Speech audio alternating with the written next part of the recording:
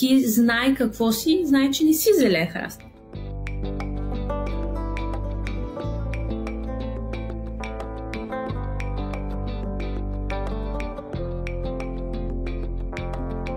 Какво беше последното нещо, което те разсмя до сълзи?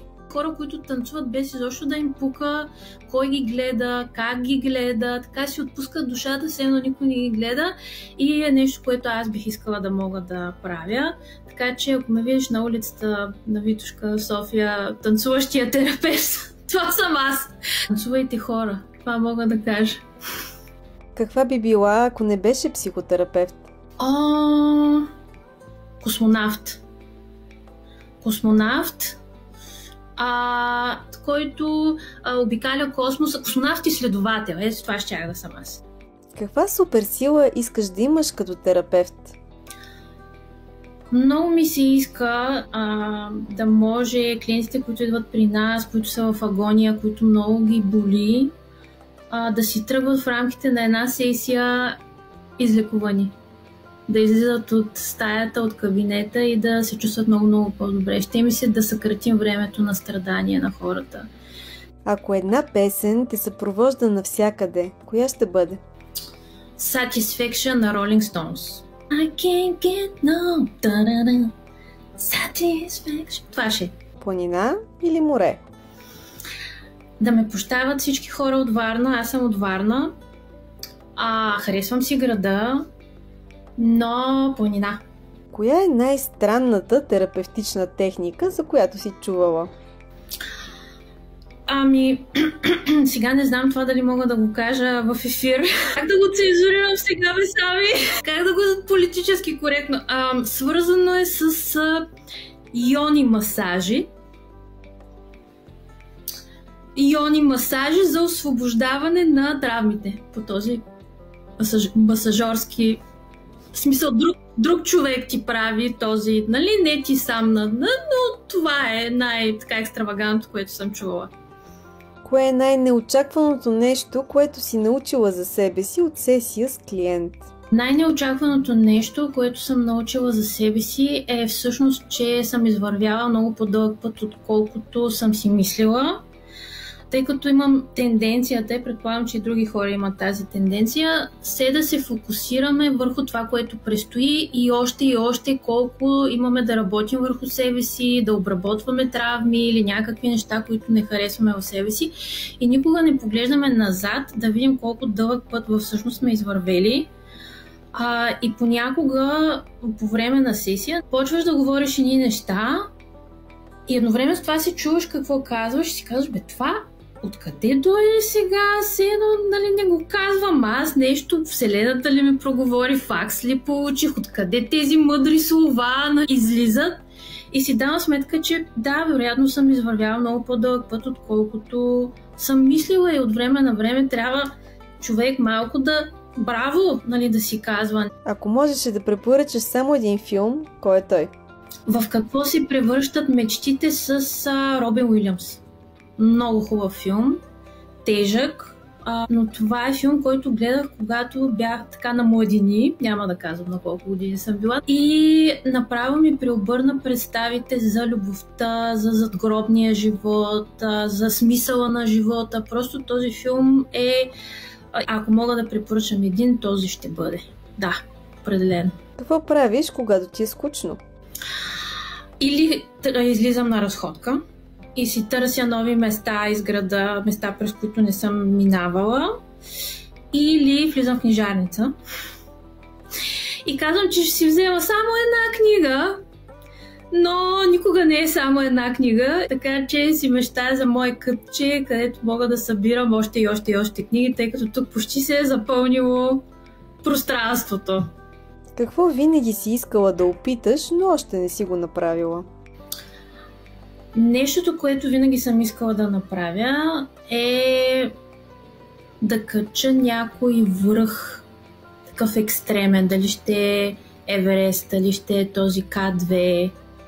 Винаги ми се е искало, макар да знам, че в рамките на този ми живот надали някога ще го направя, поради чисто физически ограничения, но ако можех, щях да съм от тези приключенки, жени приключенки, на които много се възхищавам, които тръгват във всякакви условия, много студено, много топло и си постигат така целите и правят едни невероятни снимки, панорамни от някой връх или някое много красиво място.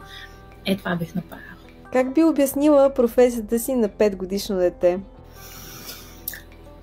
Бих казала, знаеш ли какво е лекар, когато те заболи нещо, имаш бубу и отивате с мама и тати на лекар. Ами, ако нещо те заболи тук отвътре и не можеш да разбереш какво е, отиваш при лекар, който е психолог или психотерапевт и той ти помага да мине това бубу, което е отвътре в душичката. Коя е думата, която описва психотерапията най-добре? Състрадание.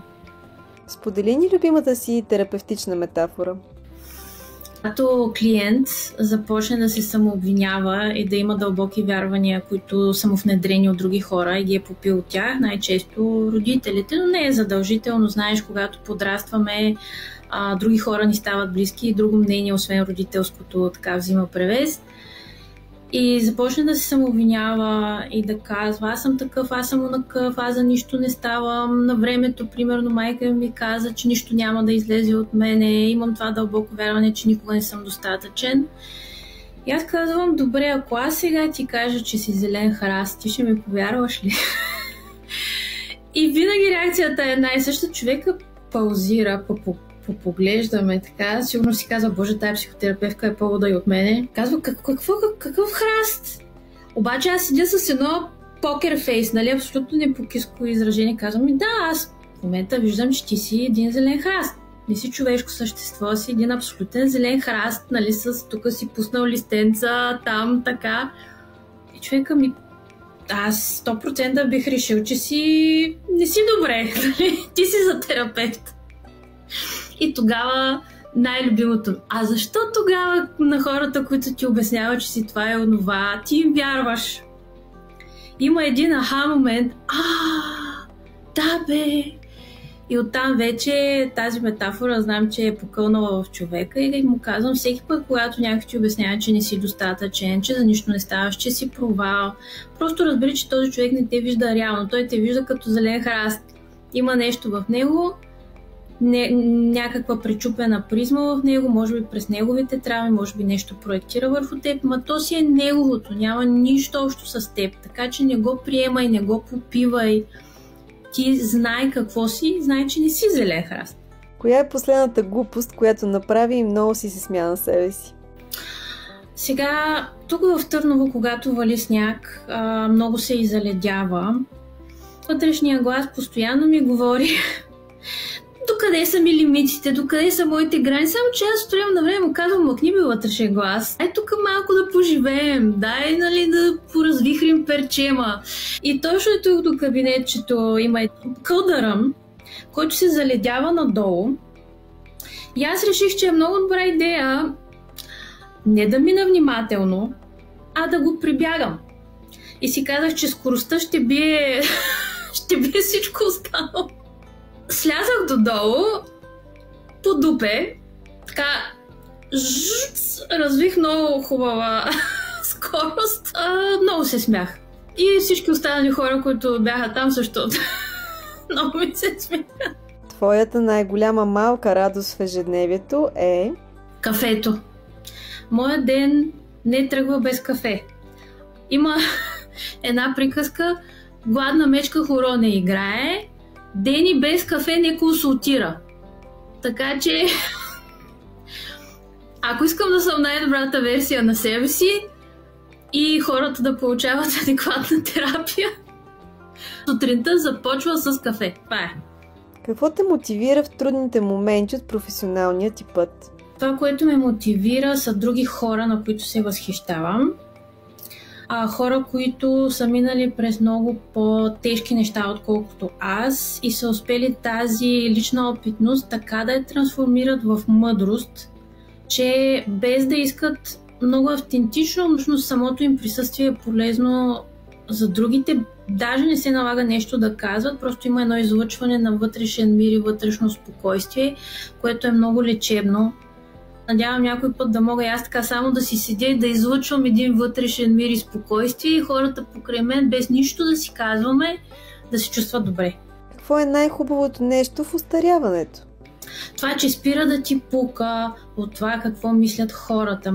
Няма ги тези притеснения от младежките години. Ах, сега Иванчо не ме харесва, пък харесва Ивона, защото тя еди какво си, пък аз еди какво си. Това тотално отпада. Важно е, че ти се харесваш. И за мен една хубава старост изглежда точно по този начин. Кой е най-големият урок, който си научила от своя грешка? Те са много. Може би един от основните е това да си пазя силите за истински ценни и качествени неща, а не да ги хвърлям на места и хора, които не са моето и не са моите хора. Да си знам така физическите лимити и да ги уважавам, защото тялото винаги дава сигнали, че нещо не е наред, обаче ти не винаги му обръщаш внимание и после страдаш.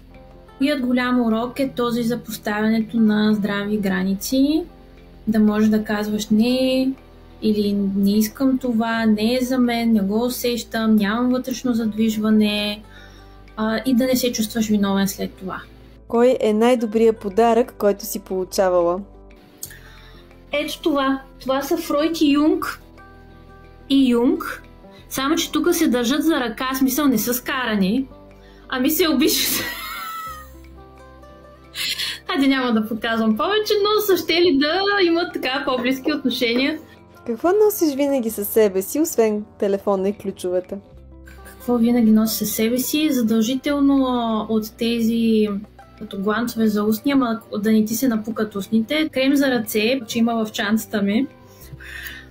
Какво ще имате? Слушалки, за да си слушам аудиокнигите и шапка. Това е.